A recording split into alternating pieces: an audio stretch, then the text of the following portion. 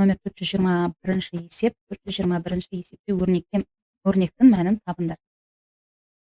Бұл бізде енді бөлімдері бірдей болғандықтан қиындық туғызбайды. Бөлімі бірдей болғасын сол бөлімді жазып қоясыңдар да, ал мұндағы 1-ден 5 деп жаза беруге болады. Мен түсінікті болсын деп жазып жатырмын. 9-дан 5 шығады. Ары қарай екіншісі 8-ден 7 азайтылған 8-ден 3, яғни бөлімдері бірдей болғанда 8-ді жазамыз да, алымдарын азайтып есептеп қоясыңдар. 8-ден 4 шығады. Ары қарай қысқартуды орындауға болады. Екеуі де 4-ке бөлінеді. 4-ті 4-ке бөлсеңдер 1, 8-ді 4-ке бөлсек 2, яғни 2-ден 1 шығады екен. Қалғандарын өз беттеріңізден орындай қойыңыздар. Қиын емес екен. Ортақ себебі бөлімдері барлығы 22-де де байқап тұрмын, барлығын бөлімдері бірдей болып, қиындық туғызбайтын есептер. Әзірге басында көбіне оңай есептер беріледі, сондықтан бұл есептерді өз беттермен шығару қиындық туғызбайды деп ойлаймын. Мұнда ортақ бөлімдері 5 болғандықтан алымдарын қоса қоямыз тек. Мұнда 5-тен 5 шығады. 5-тен 5 дегеніміз, яғни үстіндегі 5 сан, астындағы 5-ке бөліп жатырмыз деген ғой. Мұнда 1 шығады, немесе екеуінде қысқартуға да болады. Бәрібір 1 шығады. Ары қарай екінші есепте қарайық. 7-ден 3 азайтылған 7-ден 2, тағы да бөлімдері бірдей дейтіні жазып аламыз. Неге акцент бөлімдері бірдей деп айтамыз? Себебі бөлімдері бірдей болып қалмаса, әртүрлі болатын болса, онда олар былай шықпайды. Қысқаша шығады. Айтқандай ортақ бөлімге келтіреміз. Жақсы, бұл түсінікті деп ойлаймын, себебі онда бөлімдері бірдей, дәл осындай амалдар орындала береді. Енді 423 есепте бұл жерде қосындының мәнін табу керек. Бұл жерде байқап тұрмын, бөлімдері бірдей емес. Бірақ аса бір қиын да емес. Ең кіші ортақ еселігін, яғни ортақ бөлімін табу үшін осы бөлшектердің өздерінен болады, яғни үлкені 100, 110-ға бөлінеді. Сондықтан ортақ бөлімі бізде 100 болып есептелінетін болады. 100-ді 10-ға бөлсек, мына жерде 10 шығады, 100-ді 100-ге бөлсек 1 шығады, астындағы сандарына бөліп жатыр. Сонда 1-ді 10-ға көбейтеміз, 10 қосылған, 9-ды 1-ге көбейтеміз, 9. Сонда 100-ден 19 шығады. Ары қарай екінші есепте 100-ден 27 қосылған 10-нан 7. Ортақ бөлімі тағы да 100-дің өзі болады. 100-ді 100-ге бөлсек 1, 100-ді 10-ға бөлсек 10. Ортақ бөлімін 100 деп жазып аламыз. 27-ні 1-ге көбейтеміз, 27. Қосылған 7-ні 10-ға көбейтеміз, 70. Кем болады 100-ден 97 екен. Әрі қарай үшінші есеп. 5-тен 7-ні 10-нан 7-ге қосамыз. Бұл жерде ортақ бөлімі 10 болады. Мұнда толықтауыш көбейткішке 2, мұнда 1 деп жазамыз. Ортақ бөлімі 10 дедік. 7-ні 2-ге көбейтеміз, 14. Қосылған 7-ні 1-ге көбейтеміз, 7.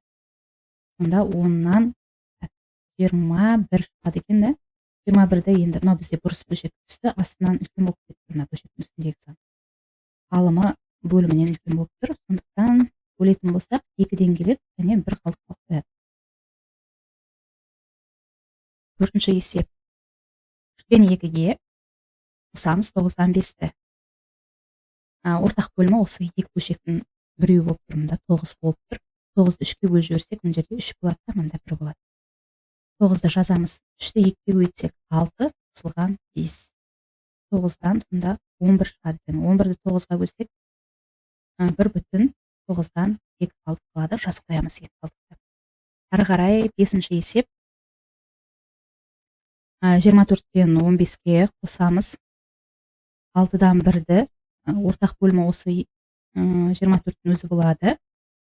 24-ті 6-ға бөлсек 4, толықтауыш көбейткіші 4 болады. Сондықтан 24 деп ортақ бөлімін жазамыз. 15-ті 1-ге көбейтсек 15, қосылған 4-ті 1-ге көбейтеміз 4. 24-тен 19 болады. Болды. Ары қарай 6-шы есеп. 9-дан 5-ге қосамыз. 27-тен 2-ні. Бұл жерде ортақ бөлімі тағы да осы 27 болады, өзі болады. Себебі 27 9-ға бөлініп тұр. 27 мұнда 9-ға бөлсек 3 болады, мұнда 1 болады. 5-ті 3-ке көбейтеміз, бірінші бөлшекте 15, қосылған 2 мен 1-ді көбейтеміз, 2 болады. Сонда 27-ден 17 шығады екен. бұл 423 есеп. Әрі қарай 424 есепте қосуды орындаңдар дейді. Бұл жерде де бөлімдері әртүрлі екен. 45-тен 2 қосылған 9-дан 7. Бұл жерде ортақ бөлімі осы 45-тің өзі болады. Себебі 45 9-ға бөлінеді, мұнда 5 болады. 45 деп жазамыз. 2-ні 1-ге көбейтсек 2 қосылған 7 5-ім 35. Мұнда 45-тен 37 шығады.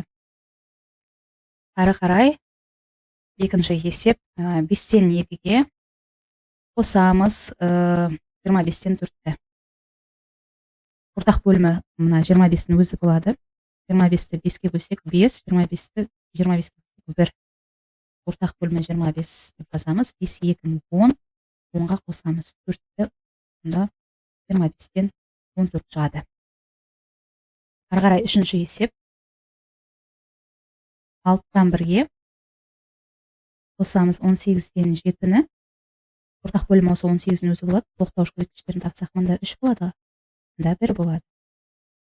18, 3 қосылған 7, 18-тен 10 болады. Мына жерде екеуі де 2-ге бөлінеді екен. Мұнда 5 болады, мұнда 9. Әрі қарай қысқару орындалмайды. 9-ында 5-інде ортақ бөлгіштері жоқ, сондықтан осылай қысқармайтын түрге келтіріп жазамыз. Әрі қарай 4-ші есеп 42-ден 19 қосылған 7-ден 6. Ортақ бөлімі осы 42 болады. Мұнда тоқтауыш көбейткіші 1, мұнда 6 болады. 42 деп жазып алдық. 19 1-ге көбейтсек 19 қосылған 6 6 36. Мұнда 42-ден 40 55. Бұл бізде бұрыс бөлшек, сондықтан 55 42-ге бөліп жібереміз. 1/42-ден 13 болады екен. Әрі қарай 5-ші есеп 32-ден 3 қосылған 8-ден 5. Ортақ бөлімге келтірсек, мына 32-ның өзі болады.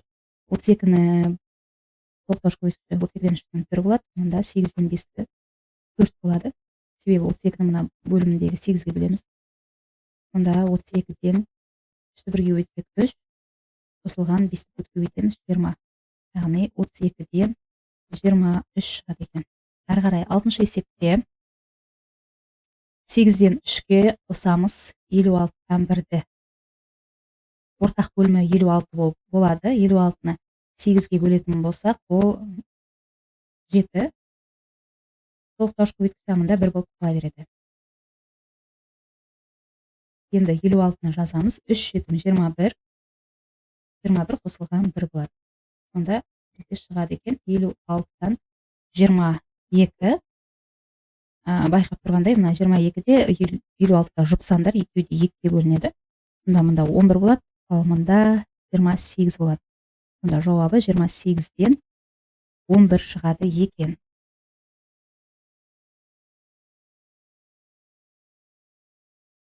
Келесі